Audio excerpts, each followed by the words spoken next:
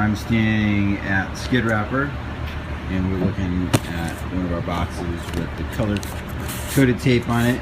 As you know, each assembly line gets its own colored tape so that we can differentiate the different titles as they're coming down the conveyor. Occasionally, this tape will come off the machine and get mangled.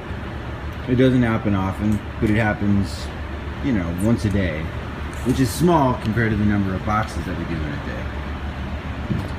So I mapped it out, and to walk over there and back is 40 steps, and it takes almost an entire minute to walk from here all the way around there to over there.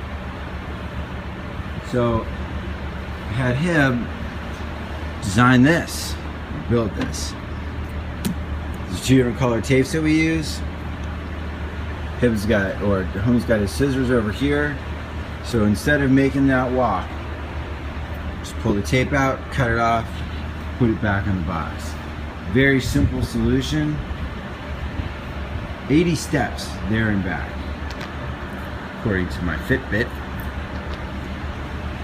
in a whole minute, almost, every time. So this is, as I said, very, very simple, but also extremely effective. Lean. Gonna save some steps today.